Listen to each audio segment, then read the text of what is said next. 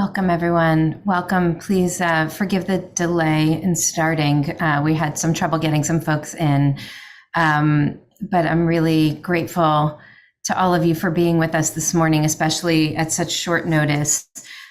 So we have just a short time together this morning, but really important conversation for us today. I'm Rabbi Sharon Brous. It's good to be with all of you. I'll tell you how I came to be connected to Kfar Azza. Shortly after Yom Kippur, Yuval Wallman reached out to me, who's with us here today, who is Israeli living in Los Angeles, so that we could connect about the democracy movement in Israel based on a sermon that I gave on Yom Kippur. And then, of course, only a few days later, October 7th, the massacres of October 7th happened. And once again, Yuval and I were in touch, and he said that there were some folks that he wanted me to meet in Israel. I told him I happened to be going to Israel later that week, and that I would be really honored to be able to meet with them, not only over Zoom, but also in person. And he facilitated a connection with the extraordinary people of Kibbutz Kfar Azza, who many of whom had been relocated after the massacre almost immediately, taken in at Kibbutz Shfaim in the center of the country. As many of you know, most of the survivors from the communities that were hardest hit in the Gaza envelope in those communities in the south have been relocated either to an area close to the Dead Sea or to the center of the country. So my brother and I were able to go and spend some time at the kibbutz with some really wonderful guides there, Mayan and Victor and Sion.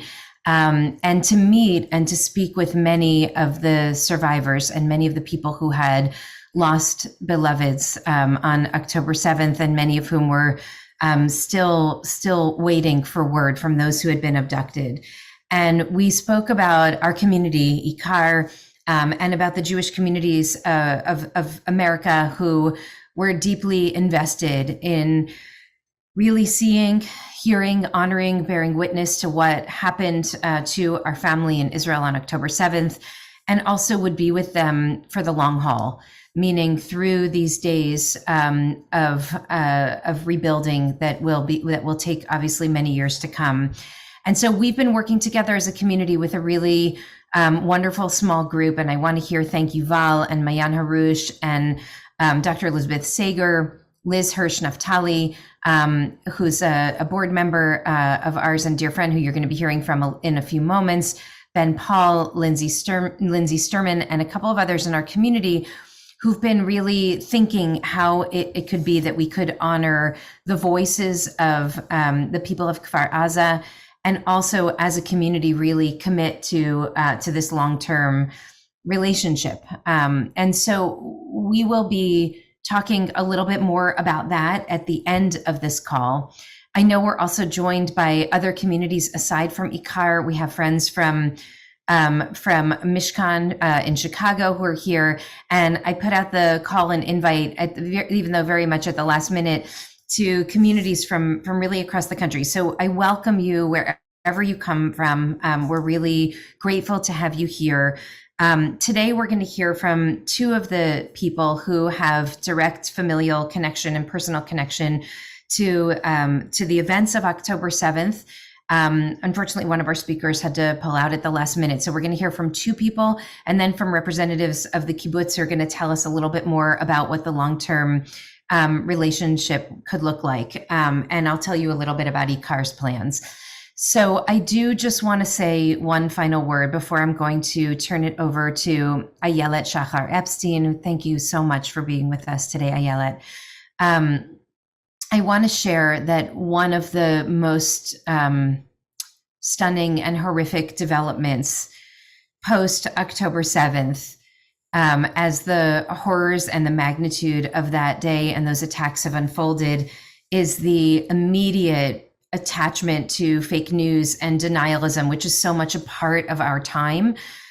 This kind of addiction to conspiracy theory and denouncing the truth. And we are and must continue to be committed from the very core of our being, with every bit of strength we have, to hearing and honoring and lifting up the truth of what has happened, so that we can really affirm the humanity, affirm the loss, and affirm the deep needs of those who've survived, just as we have as a community fought for many decades against Holocaust denial.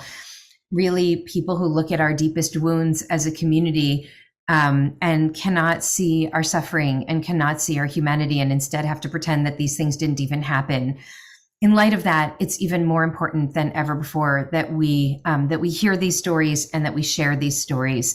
I read in an article in the last couple of days in the unending news stories of this time. I read one journalist wrote this very beautiful story about, actually, it was about Ranana from Kfar Azza, whom I imagine you know, Ayelet, one of the teens from the community.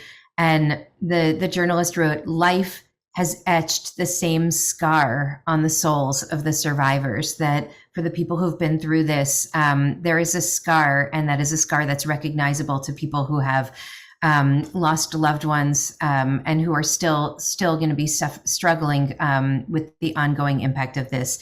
So as these survivors said, we are part of a family we never asked to be part of.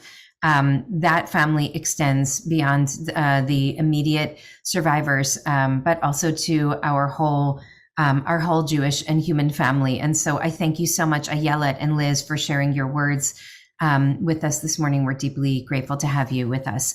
Ayelet, we'll turn to you first, and then to Liz to share some words. Okay, so good morning, everyone. It's evening here in Israel, so there's dinner noises behind me. I hope you don't mind them too much. They don't disturb. I'm really very glad to be able to attend this meeting, and I thank you, everybody, each and one of you, for taking part and hearing and listening to what happened, because I think this is tremendously important, that the world understands what happened to us in Israel, and more specifically in Kfar Azza, my kibbutz. Kfar Azza has been established 64 years ago in the northern Negev, very close to the Gaza Strip, only 1.8 kilometers. I'm not sure how much that's in miles, but you'd be able to make the calculation. Very, very close. And although this proximity for many, many years, I grew up in this kibbutz, we haven't felt a real threat being so close to Gaza. We had friendly relationship with people coming in from Gaza and working in our kibbutz. Me personally, and my family, we had some friends that we kept contact for many years. This all stopped in 2008 when mortar bombs, and after that rockets began to be aimed at us at Kfar Azza. And in May 2008, a member of the kibbutz, Jimmy Kedoshim, was killed by a mortar bomb. And after that was a real turning point for us in Israel, for us in Kfar Azza. That's when we understood that this proximity is a true threat. You need to understand, as a background, at that point we didn't have safe rooms and there were no alarms. So whenever an attack has started, there was really not much to do. And then what we did, especially parents for younger children, my kids were young at that point, we would leave the kibbutz for several weeks. That happened several times, 2008, and then 2011, and then again in 2014 at Protective Edge confrontation, which was over 2 months that we were away from the kibbutz. At that point, that's when people started talking about the threats of tunnels. We didn't actually see them or hear them in Kfar Azza, but they were like in the back of our minds. And I have to tell you, I'll share with you, as a mother of 2 young children, at that point I already had 3. That was the biggest threat that always frightened me very, very much, but it wasn't, it never came into reality until 2 months ago, almost 2 months ago. During those years, Kfar Azza flourished, and actually just before October 7th, I think we came to the best point that we've ever been in 64 years of existence of this kibbutz. Just a bit more than 1,000 residents, mostly kibbutz members, but also other residents as well. A lot of young people coming back to the kibbutz and living in the kibbutz. Actually, one of the neighborhoods that suffered the most during the attack of October 7th is all young and new kibbutz members that just joined in the past 5 or 6 years to the kibbutz. So the situation, I mean, the feeling in the kibbutz, the atmosphere was very positive, very optimistic, very looking forward to a great future. Economically as well, everything was really on a very good and high note. October 7th took us by surprise. For me personally, my world has collapsed that morning. 6:30 a.m. was the first alarm. We went into the safe room. We as myself, Ori, my husband, and our youngest daughter, Alma, she's 12.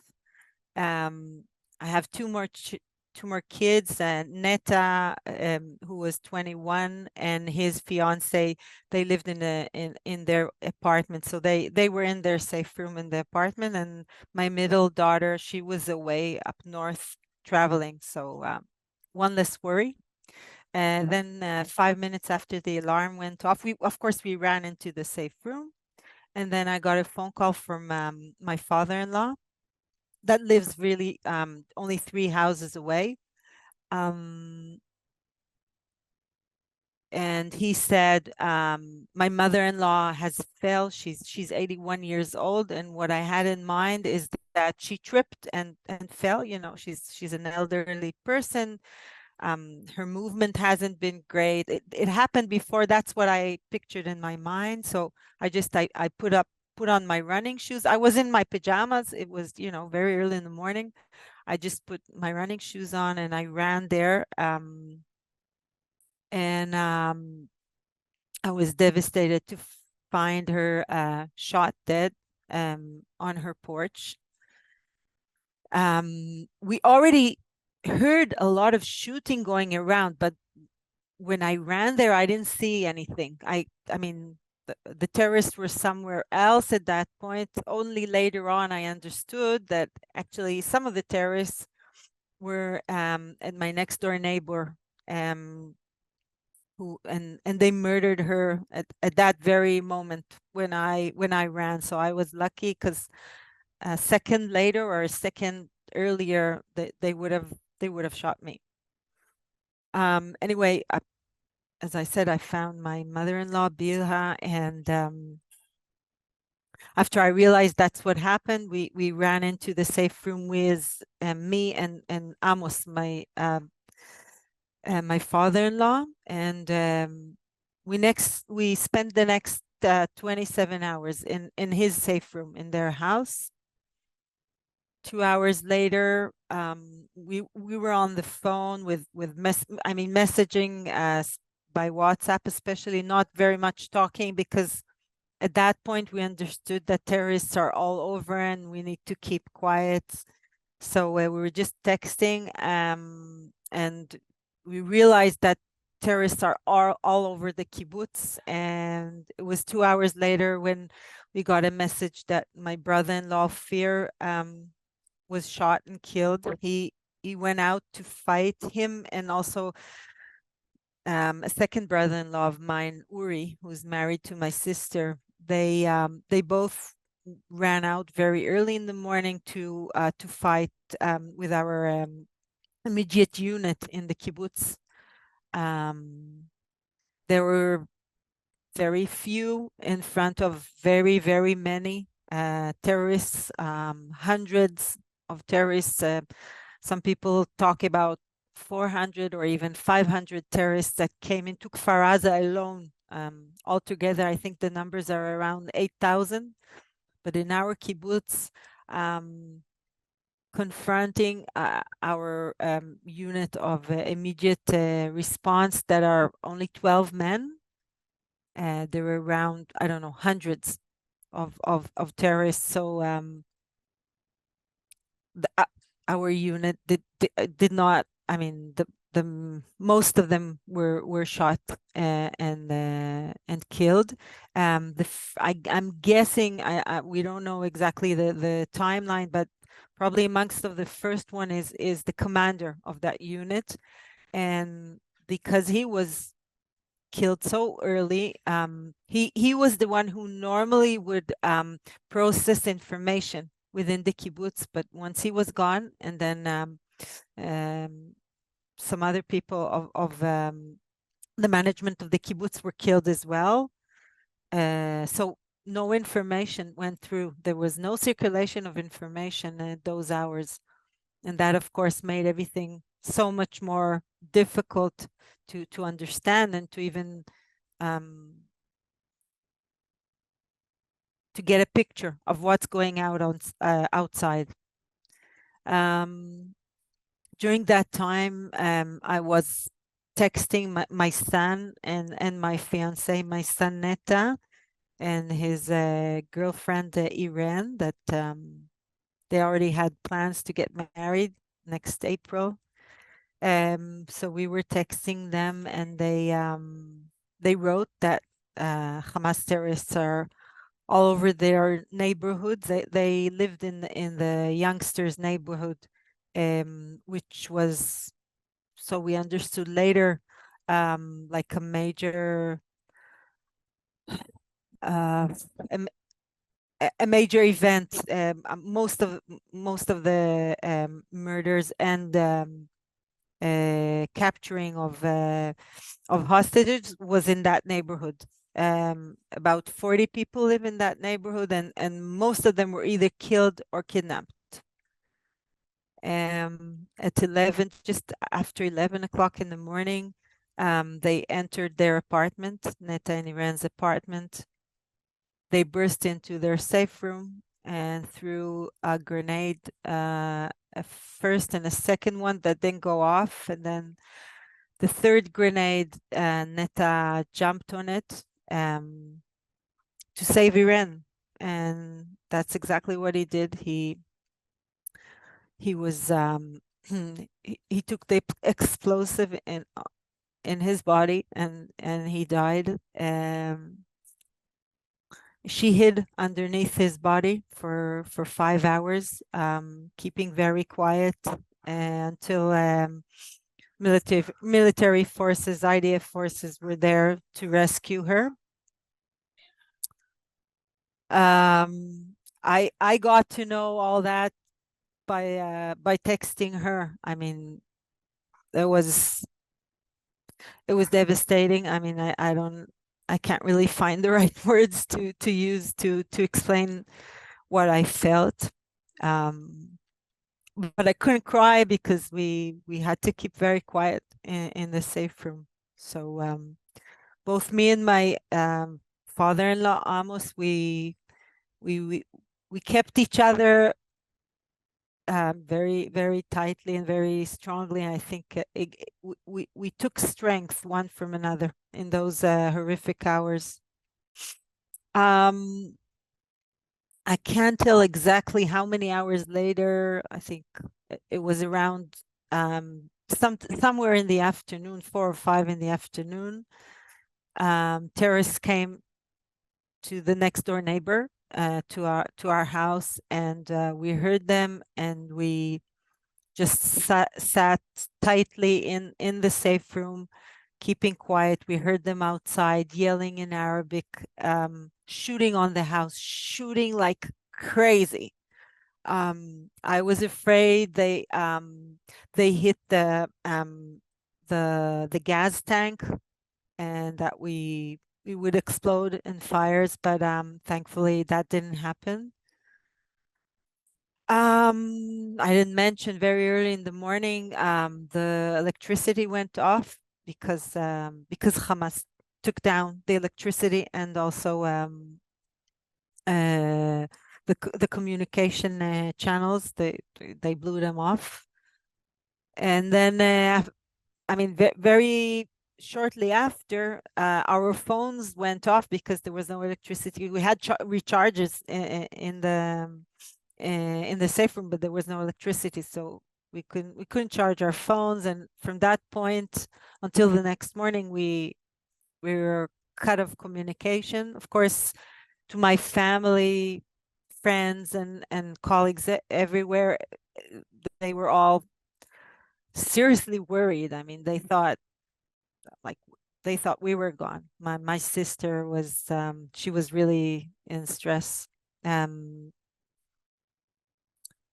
that's it. When the night fell, I mean, when darkness came down, I realized we won't be rescued that night. The whole time, awful shooting continuing, just nonstop.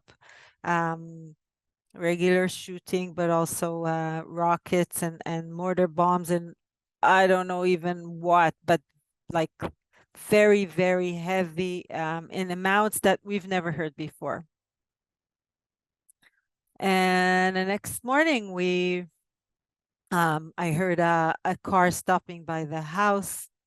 So I went out of the safe room to sign to the soldiers that we were there, and they came out and rescued us. It was after 10 a.m. and my husband and daughter were only rescued 2 hours later. Yeah, that's about it. Ayelet, thank you for sharing this. And I'm so moved by your words and so aware that each time you speak, it must take an incredible toll on your heart to have to relive these most anguished moments of your life. So I thank you for sharing, and we're going to come back to you in a moment, but I know that we have Liz now, who unfortunately has to leave for a meeting shortly. So I'm going to turn it quickly to Liz, and then we'll continue our conversation. This is Liz Hirsch Naftali, whom many in our community know, beloved community member and board member, whose family was in Kfar Azza. So Liz, would love for you to share your story with us. Well, thank you. And Ayelet, thank you for sharing. You know my relatives, Smadar and Liron and Shlomit and all their family. They're very good friends of mine, all of them. Yeah, no, I know. So while this was all happening, I was in Israel, but I was in Tel Aviv in a stairwell. And the reporting that we received was from Amalia and Michael, the 6 and 10-year-old. They were locked in a closet. So many of you know the story of Abigail, but I would like to just recap part of it because I think it's important to just keep telling the story. So that morning, as Ayelet spoke, the bombs started coming, and people thought it was just like you get in the bomb shelter, you get in the safe room, it's another day. But before very early in that morning, a Hamas terrorist came in and murdered my niece, Smadar, in her home. Her 6 and 10-year-old were there, and they ran outside and they found their father, Roi, who was with Abigail, and they all started to run for safety. While they were running, Hamas terrorists shot and murdered Roi. He fell onto Abigail. The 6 and 10-year-old believed that they were both shot and dead, and they ran and locked themselves in the closet for 14 hours. They were our reporters that day. They were our WhatsApp. They were our FaceTime. They actually FaceTimed with the grandmother who was in Bulgaria on a trip. And she said, "Why is it so dark?" I said, "Well, we're in a closet." And then they explained to their grandmother that their mother and father had been murdered. She didn't believe it. She didn't understand what was happening, which Ayelet just described, the chaos and the craziness. And she actually made them go outside to show that Smadar had been murdered. So then they spent 14 hours in a closet until they were able to move to other relatives to be in the safe room until the kibbutz was cleared for them to leave. But what ended up happening was Abigail crawled out from her father's body, covered in his blood, and went to a neighbor that she knew. She went to school with the little boy, gone together, and they took her in and they locked her with the mother, Hagar, and her 3 kids in the safe room. And this father, he went out to defend the kibbutz, but he was injured and he never came home. And it took us a few days to understand. So for 3 days, 4 days, we thought Abigail had died. And a witness on the kibbutz said, I saw Hagar being taken out by Hamas terrorists with little kids. And so we assumed that Abigail was one of those little kids. And from that day till Sunday, which was 3 days ago now, we knew nothing. We did not know where Abigail was. We did not know who she was with. We did not know anything. All I prayed, and Ayelet, you can understand this, was that Hagar was there taking care of her, as well as her own 3 kids, because we all know what a mother would do in that circumstance. And I know And Hagar personally, and I'm sure that's exactly what she did. yeah. And that's all I could imagine, because I could not imagine, after all of what you went through and everyone went through, that this little girl was alone. And that was the only bit of saving grace in this tragic, horrific time. So because I'm in DC today, I've been here for 6 weeks and I'm meeting with different people, and we just met with the International Red Cross and we have another meeting I need to go to. I want to sort of bring it back to where we are now and then pass it back to you all, Ayelet and Rabbi Brous, which is to say, I just left a White House press corps, and the one question they asked and everyone asks is, how is Abigail? And it's one of those questions that you're thinking, this is a 3-year-old who turned 4 on Friday as a captive in Gaza. She saw her parents murdered. She came out to her aunt and her grandmother after, and we all saw it, after the van left Gaza that was shaken and screamed at by Palestinians as they left in a Red Cross van. And we saw in the pictures that Abigail was sitting on someone's lap. It was Hagar's lap. And when they ask how she's doing, I keep saying, we don't know how she will be doing. This is going to take years. We have no idea. But what she has is an incredible aunt who she will live with her brother and sister, an uncle and grandparents and family. And she will be so well loved, so taken care of. And when people say, well, how was she? The truth is, all of these hostages, and now I speak because I'm spending so much time, these hostages are coming back, and they are what we heard, people who were survivors of the Holocaust. They are emaciated, they are insect bitten, some can't speak, they don't have any light in them. And then you see, when there's the videos of them getting to hug their loved ones in Israel, you see the sparks start, you see the light come back. But then it takes days. And for Abigail, her brother and sister visited her the second day with the cousins. They're all very close. Ayelet explained, everyone lives near each other. And that has brought more joy and laughter. And this is a little girl that was always running with the big kids. She could keep up with them in a soccer game. She could keep up with them. She was telling them what she wanted. And little by little, she is coming back to that person. But where I take this is that Abigail has been a symbol of hope for so many of these hostages. And Abigail's aunt and family are going to continue advocating for all of these hostages, even though Abigail is with them. She does not have a home. She does not have parents. But her aunt and her family and us here in DC and in the US, our goal is to keep advocating for our hostages.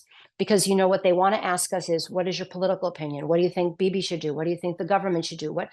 And that's why I'm here today, is to say we just need to get these hostages back. We need to get these people home. There's still a 9-month, 10-month-old child that they have no idea where he is, or they say they don't. There's young men, there's young women, there's a boy whose arm was shot off, was blown off. There are girls, young women who we all know, and I'm not even going to say it in this conversation. We know what is happening to them. We know what they use, how they use these women. The reason I'm here is, yes, we need to raise, and yes, we need to support, but we need to keep telling the stories. People need to hear Ayelet's story. They need to hear that an 81-year-old woman was murdered on her porch, an innocent woman. They need to hear what her son did to save his girlfriend's life. We need to keep telling these stories. And I know how hard Ayelet, for me, and it's not my child, but I don't know how you do it. But thank you. And keep telling your story, because that honors your son and it honors what he did. And what I can only say is that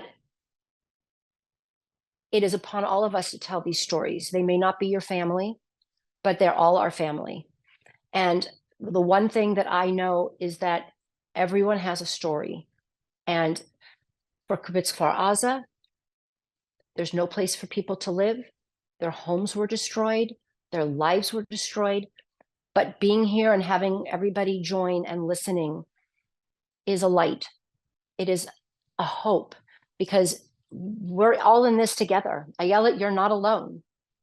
But we all need to be there for Ayelet, and we need to be there for Abigail and for her sister, for Amalia and for Michael, because this is what they have.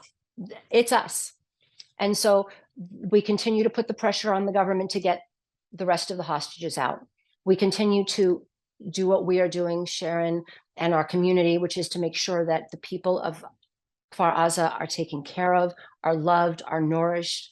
And I just say thank you, because I don't know who's out there, but thank you. And please just keep telling these stories. You know, the holidays are coming. First, we'll have Hanukkah. People won't have their families at Hanukkah. Then we have Christmas. Then we have New Year's. We hope and pray these people are home before then. But what I ask of everybody here is just to keep these stories going and keep putting the pressure so that nothing gets lost, as we also understand that we go into this holiday season. These are people's, we all know they're innocent people. And so I thank you for giving me this opportunity. And the last thing I'll say is Abigail was hope that we could get hostages out, and we're getting more hostages out. Abigail is hope that we can rebuild the lives of people from Kfar Azza. Abigail is hope. A 4-year-old is hope that Israel can find its way. And Abigail is hope that we make this region, this world, a better place for our children. Because at the end of the day, that is all of our responsibility. And so I just say thank you so much. And it's an honor and it's a privilege to speak to you. And thank you. Thank you, Liz. Thank you. I know that you're running off to important meetings, and so I really want to bless you. Liz, has been tireless in the past 51 days, speaking to every single person who will listen, not only on behalf of Abigail and her family, but on behalf of all of those who've been taken captive and whose families have just been broken in this time. And so, Liz, I'm so moved, and I really believe that that part of the reason that this most recent breakthrough of the last 5 days unfolded is because of your tireless advocacy. I know that the stories that you've shared have made their way to the President of the United States, to the former Speaker of the House, and many others, and it really makes a difference. So thank you, and I bless you with continued strength as you share these stories and these words. So Ayelet, I want to turn back to you now for a moment, and I'm going to just invite folks, if you'd like, there's a Q&A function on the bottom. I see some people are putting their love there. And if Vera, if you can help pin Abigail and me, maybe we can talk for just a couple of minutes about what the reality is like now for the families that have been relocated from Kfar Azza. And then I want to invite Mayan to come in, who can share with us a little bit about what the plans are for the rebuilding. And I will say that I know it's hard to even talk and think about rebuilding when every day we're finding out the lists of who's coming out of Gaza right now, and really just praying that we can get as many of these folks home as possible. But we also have to talk about the rebuilding now, because there are people whose lives are being suspended right now without homes and need to have something to lift their gaze and look toward in the future. And so I do want to talk about that. So Ayelet, one of the things that I learned when I was at Kibbutz Shfaim is that the relocations have been done. It was very fast, and it seemed like, to me, the most extraordinary demonstration of the power of civil society. It really seemed like the people of Israel stepped up with real immediacy and urgency to make sure that folks could be housed and have as many of their physical needs taken care of as possible in those earliest days, medical needs, psychological care. There were, in Kibbutz Shvaim, there were massage tables that were set up, and I learned that every evening massage therapists were coming from around the country to just help try to bring to ease some of the pain and bring a little bit of some measure of comfort. I saw a little shop that had been set up on the kibbutz with all free clothing for people who left their homes with really nothing. And I was so struck and moved by the human to human power here. What you described as the dynamic with your father-in-law, Amos, that you took strength in one another in those terrible hours. I saw that happening. I was there 2 weeks after October 7th, and I saw people taking strength in one another. And I wonder if you can just take a moment and describe a little bit of what you're seeing now on the ground in terms of the way that the refugees from those communities have found strength and found community with one another, even in their temporary homes where they've been relocated to. And one thing I'll add, that I was really struck by the relocation of families collectively, that there's been an effort to put as many people from each kibbutz together as possible so that they can go through this time of both grieving and also hopefully some healing together. Can you share a little bit about what the reality is like for you now and what you've seen? Yeah. So for us as a family, we're five different, I would say 5 different families in our big clan of bigger family, Epstein, Shachar, and Russo. That's our the surnames. And in all 5 houses, we were, each house was hit at least once. One house was hit twice. And that's exactly what we need now to recollect and to be together and lean one on another. So my father-in-law, he now lives with my sister-in-law in Matan. We did not stay in Shfaim. With the rest of Kfar Azza, we stayed here with family in Matan. It's very close to Kfar Saba, but we did go there almost every day, and the kids are there regularly every day, doing different activities with the kids and the youth.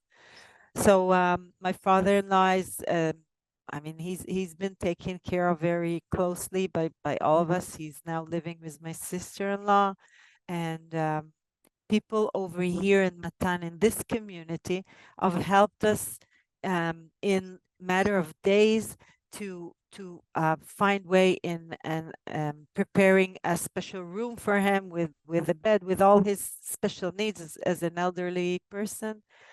After that, we've been able to find an apartment for my sister-in-law, Vered, who lost both her husband and her son.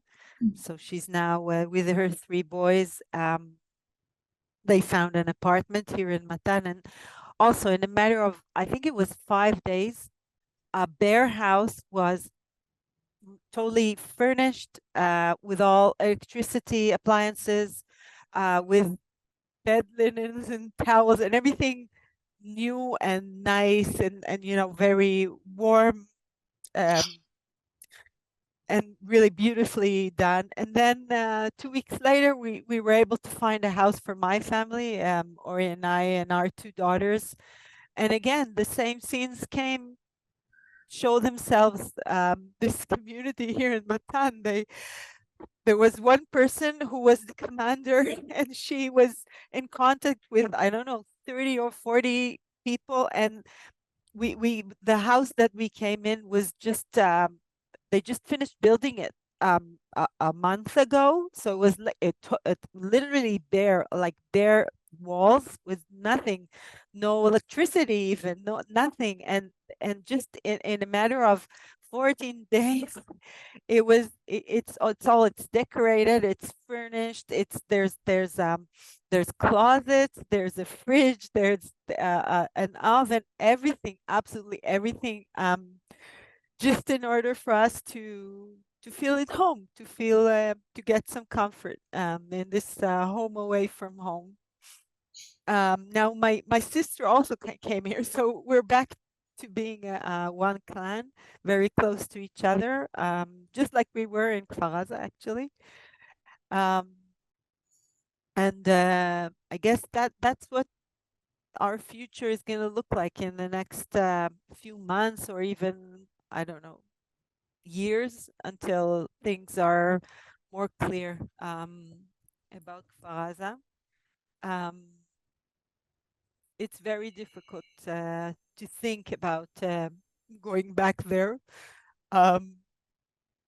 because this has been our home for so many years. My parents, my late parents, they came there when they were very young. They built up our family, and so were my husband's parents. They were the first pioneers who built up the kibbutz in the early 1950s.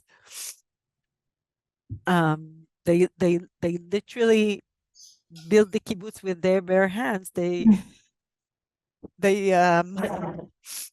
protected the kibbutz for so many years from any kind of threat, and now it's broken. So I don't know. I mean, I've been back a couple of times. It's really heartbreaking to see what those people, or these, I don't know, evil powers did to our home. It's wrecked, it's shattered. Houses are burnt to ashes. I mean, I don't know, maybe you have been to Kfar Azza yourself, Sharon? No, it's not an easy thing to see, especially the neighborhood, the young people's neighborhood where my son was killed, and it's also my nephew, who lives only 3 apartments away from him. His apartment was burned to ashes. It's like, it's walking there. It would remind you. It would remind you, like walking through Dachau or Auschwitz. It's so horrible. You walk through those apartments and you can actually see the scenes of people trying to escape, and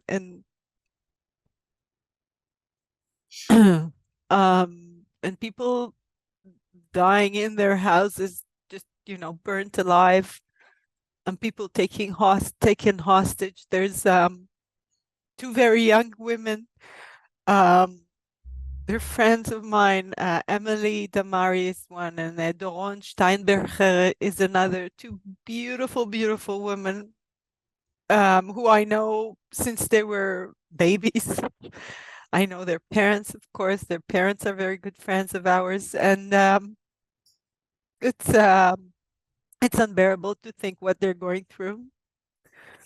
I'm very thankful and happy that Hagar is back,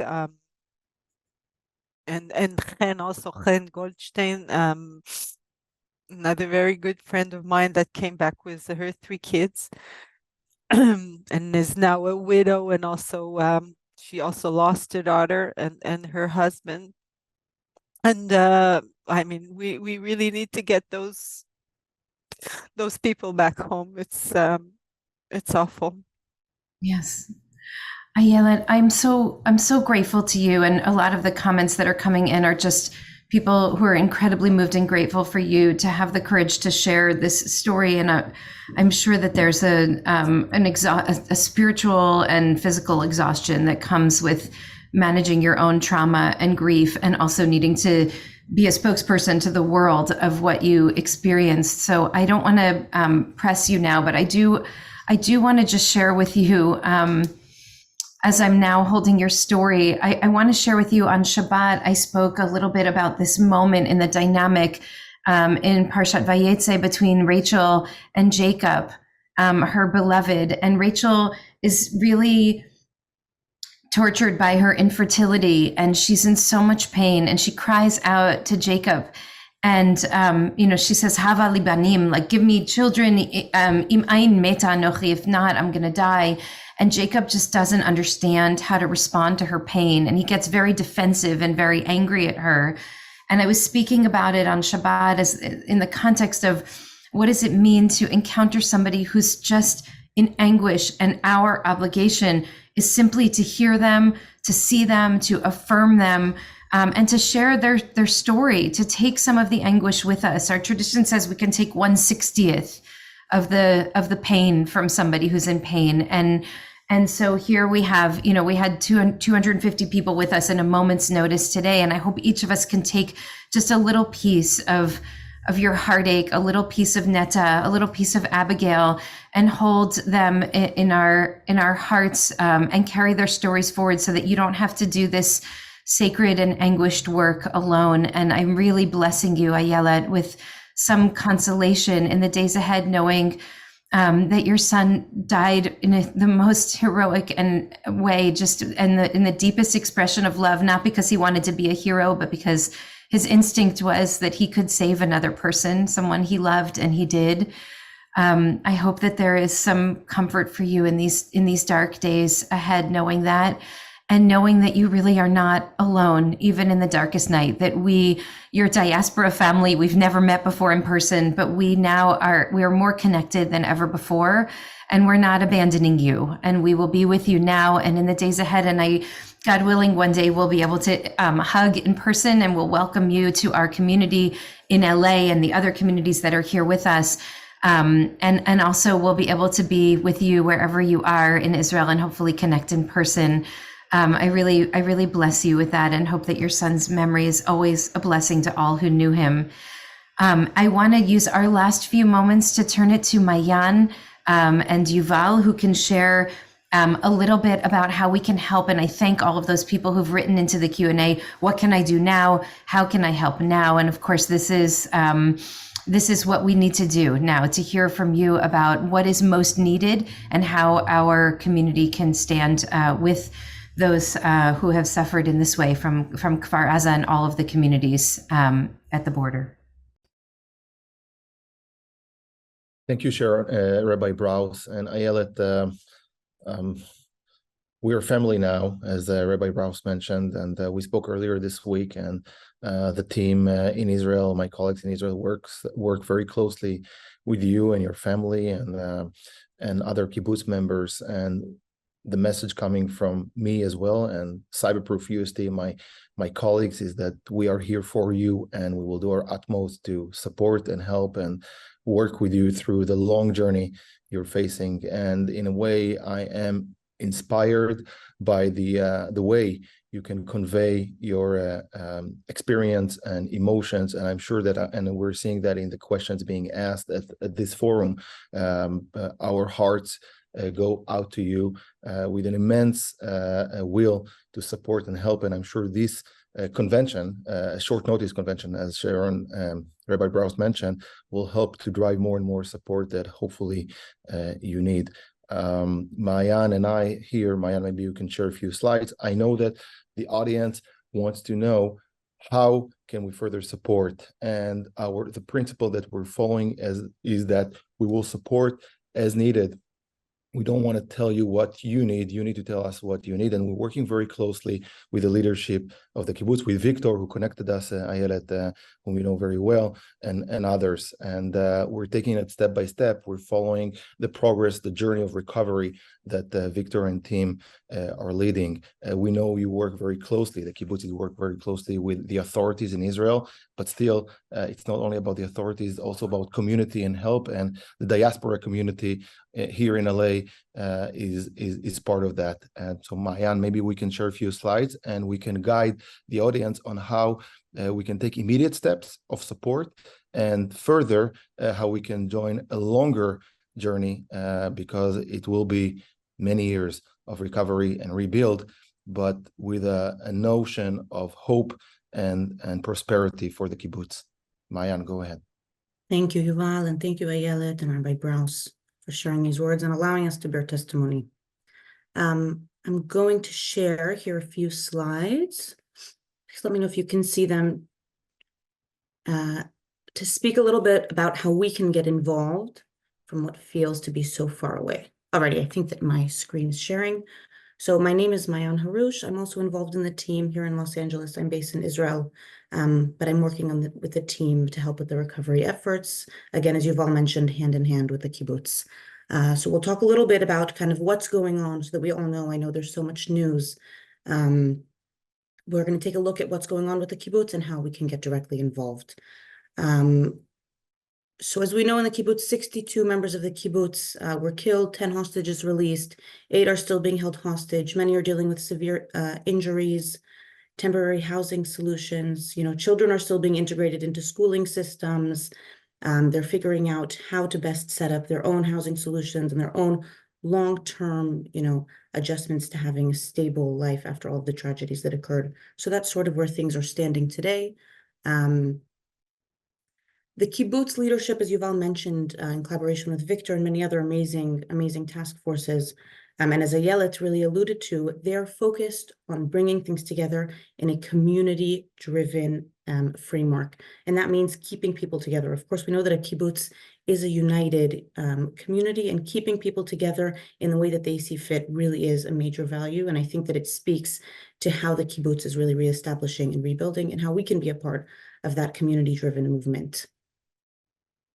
Some of the focuses on the way that the kibbutz is rebuilding, they're split into 3 different sections. So we have the development. We know that the kibbutz was destroyed. We know that people's businesses, people's livelihoods were destroyed, and developing that really is kind of part of the first emergency protocol. And second to that, we have the community functions. How are kids going to go to school? How are people going to have the legal support that they need? How are they going to get mobility to go to work, to go to school, to have doctor's appointments? All of that needs to be reestablished, and that's part of the work that they're doing. And individually, each family has its own needs, and each family has been going through a different tragedy, and they're navigating that as well and providing individual help to people. We know that the plan is going to take many, many years. Now we're kind of in the emergency response stage, and in the placement in Kibbutz Shfa'im, which most of the kibbutz members of Kfar Azza are located at. We're in progress there, and we're moving into establishing the temporary housing solution and getting them more stable resources. And of course, people are estimating 3 years, something around then, they'll be able to get back to a permanent housing solution that is safe and that is focused on community. That's really of the utmost importance. And it's going to be a long journey, and we'll be with them throughout that. So I want to touch on how we can help from Los Angeles. We're so far away, and yet we're so close, and we all fear that our hearts have broken, in the same way at the same time. So I want to just touch on a few initiatives. On each initiative, you can just pull out your phone camera and you can scan a QR code to get to a link. So first and foremost, the kibbutz needs funds in order to rebuild. We have a community fund that is being sent directly to the nonprofit that supports the kibbutz. Any generous donation is appreciated and really does make a major impact because the costs really are so high. If you'd like to bring Kibbutz Kfar Azza's cause to your network and your community, we're doing events all the time. We're getting people involved. It's really essential, as we did today, to hear people's stories and voices. And on the third QR code, you can join a task force. If you have a specialty in anything, working with kids, working with legal aid, the elderly, working in education, if you're looking to generally get involved in the support efforts, please, please, please, you can send in your name, and we would like to get people connected hands-on as much as possible to help drive the rebuilding. And there will be links also sent in the chat for anybody that didn't get to scan. We know that we have Hanukkah coming up, and something I think small but really, really meaningful that we can all do is to buy a gift for a kid in Kfar Azza. We're giving the kids the chance to choose their own gift, and here in LA, we're going to match directly to them and buy that gift for them, and then people will go and hand deliver it to them. And I think it's a really, really beautiful, really, really happy initiative. You know, we'd like to bring light to them in any way that we can. So that's what we're doing on Hanukkah. Also available, any information about that on the website. And if you'd like to know more about our efforts and get involved and be with us for this long-term process, you know, we're really just at the beginning of the rebuilding. And we need you all there with us, and we're going to do it together, and we will rebuild Kfar Azza together. So thank you very, very much for this platform and for sharing the cause. Thank you. Thank you, Mayan. I'm so grateful for this. A few people are asking if we can share all of these links and this information by email for those who are not able to pick up those threads here. And so we will absolutely do that. And we'll put all of this on, we'll put the whole PowerPoint on our website at ikar.org, IKAR.org. And we also have a list of participants here. So we'll send out some links to follow up. I'm really grateful for that. There were, I think that many of the questions that people asked have actually been answered in terms of immediate and direct ways that we can have an impact. I know many people have questions about whether or not people will ultimately be able to go back to the kibbutz if that really is their goal. And as Mayan shared, I mean, it seems for many people that is the long-term goal, to be able to return to their community. And I suspect, Ayelet, that not everybody's exactly on the same page there, but I know that that's part of what many people are working toward now. So we're looking to address immediate needs and also thinking about long-term needs. I do want to share that IKAR is hosting, as Vera put, thank you, Vera, for adminning this session. Vera put the links, and maybe we can repeat them again, for a number of ways that we can continue to support. But if we can put the link to our October, we're having a Hanukkah party where our Chazan Hillel Tige and his group Judeo. All of these musicians are going to be together on Saturday night, December 9th, and that evening will be dedicated as a fundraiser for Kfar Azza for both the immediate and long-term needs. So I hope that you'll join us there in person and also contribute as generously as you're able so that we can continue to help. And I just want to say two last things as we close. One, when I was touring around Kibbutz Shfayim, speaking with many of the survivors from Kfar Azza, one of the things that we spoke about along with my guides was that the people of Kfar Azza it's not just financial, it's not just monetary support that people are looking for, but really a sense of broader family and community and some kind of real spiritual connection. And that's one of the reasons that we felt a partnership with IKAR, along with other communities like CBE in Brooklyn that I know many people from Kfar Azza are connecting with, and some of the other communities that are on with us today, is really meaningful because together, hopefully we can lift up our voices in song, in prayer, to really help this Jewish family feel connected to each other. So I'm especially grateful for and looking for those moments of opportunity. I want to close just again with a thank you to Ayelet for sharing your story and sharing your devastation so that we can help hold you, your family, and Neta's memory in our heart. To Yuval, Mayan, Elizabeth, to Liz for sharing so much of herself with the world in these days as we've been fighting to get Abigail home, to Ben and Lindsay, and from our team at IKAR, to Elad Dvash Banks, to Melissa Balaban, to Ben, and to Vera, who have been working tirelessly to pull all of this together. And of course, to Chazan Hillel for offering to do this beautiful evening of song together during Hanukkah so that we can raise some money. And finally, I just want to close with a word. I've shared this a few times since October 7th, but we had just walked into Shabbat morning services when we heard what was unfolding in Israel on October 7th. and really were just struck without that. There were no words to describe the horrors of what we knew were unfolding, even though we knew only a small sliver of what was happening at the time. And Hannah Roth, a beloved community member with family in Israel, just put a siddur in my hand, and she said, we have to say a mishaberach l'shvuyim, that we have to say a prayer for those who've been taken captive. And I held the siddur in my hand, and this is the siddur I pray from every day. And I was so struck that in this prayer book that we use every single day, there's a prayer that Jews say when members of our family are taken captive. What does that mean? That it's already, the words are here for us when there are no words. And I remember standing up and sort of stumbling over these words because we aren't used to saying them. And yet they're here. And the line that has stuck out for me during this time as we've been saying them over and over and over, Uvau Tzion berina v'simchat olam al rosham sason v'simcha yasigu. That even as we're talking about people who have been taken from their home, taken from their families against their will, the words of our rabbis are already envisioning that we might be able to return them to their loved ones with rina, with simcha, with sason, with joy, all kinds of joy, that we might collectively again be able to lift up our spirits in song and in dance and in celebration. And I know in times of incredible heartache, it feels almost heretical to even say those words. Could we even imagine that there could be sason v'simcha again, this kind of wholehearted joy again?